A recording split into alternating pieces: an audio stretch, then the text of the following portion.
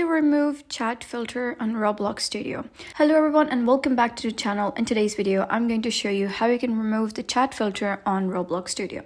So let's get started. First of all, you gotta open the Roblox Studio and you gotta create one, and after that what you gotta do is simply click on this over here, that is server script service. So you gotta right click on it, and here you gotta click on insert object.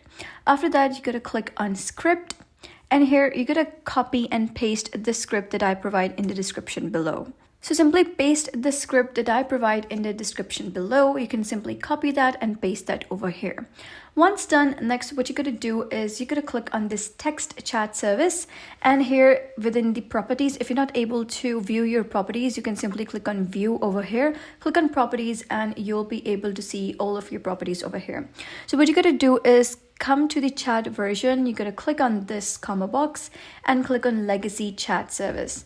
And that's it. After that, you can simply click on file and you can publish it to Roblox. So that was basically how you can remove the chat filter on Roblox Studio. So if you found this guide helpful, give it a thumbs up and don't forget to subscribe for more helpful tutorials. I'll see you in the next video.